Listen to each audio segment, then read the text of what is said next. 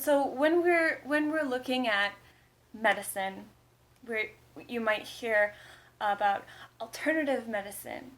And I actually don't even like using that word very much, because the idea of that some medication is an alternative to medication that has been proven to work through evidence, that's a problem. If you're going to go drink a bunch of apple cider vinegar instead of going to your doctor appointment for your cancer treatment, that's dangerous. If there are medications that are or treatments that are calling themselves alternative, as in don't do the other things, that's a warning sign.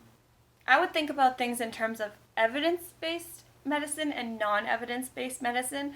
Now, that doesn't mean that things that don't have evidence won't have evidence in the future, because people are always doing new tests and studies, like all the time. Sometimes I will call those things that maybe don't have all of the proof behind them additional medicine. It's something that can't hurt you, and you can use it alongside your medicine that has been evidence-based.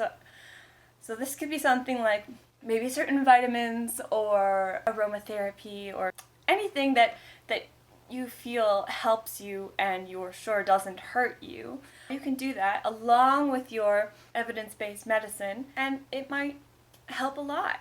But alternative medicine, non-evidence-based medicine, means that there's no proof that it works. When you think about alternative medicine, no, additional medicine you add on top of your medication that a doctor gives you.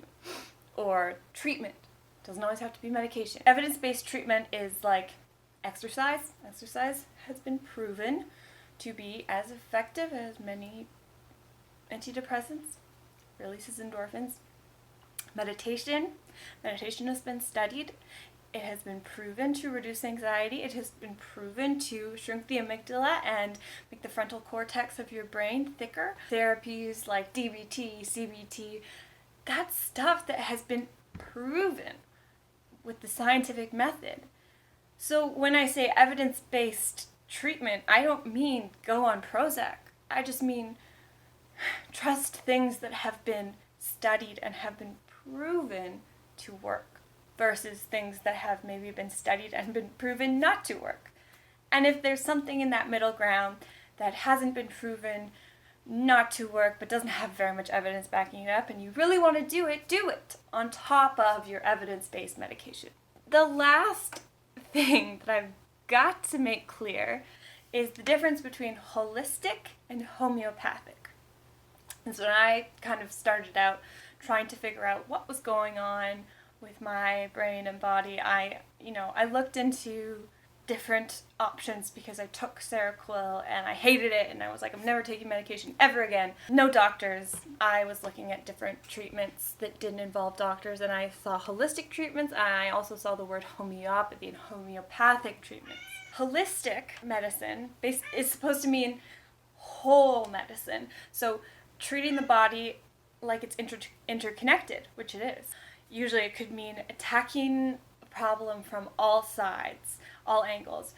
Often holistic medicine can be like food or exercise or something like that, because say you're having brain problems, well, there's some evidence that that's linked to your stomach. So if we're going to do holistic treatment, you might as well, check out some nutritionists. Sure, that's totally fine. Holistic medicine is not a fake thing. It's not a fake thing. Now, homeopathy is not real medicine. This is the thing I will put my foot down about. This medicine was actually proven not to work in the 1800s and was partially how the placebo effect was discovered. So how we realized that the brain can fix the body just by thinking it's taking medication. So I'll explain it really, really quickly, but I can also link you to more details on homeopathy. Basically, homeopathic medicine is water, or nothing, but it can be very expensive. I know a lot of people with mental illness, they do not have very much money, but they are also willing to spend the money on the things that they think will help, even to go into debt, or from other people. Like, I've done that. the idea of homeopathy is like cures like. So if you give yourself something poisonous, you can be cured of something. It kind of makes sense, right? When you think about how vaccines work.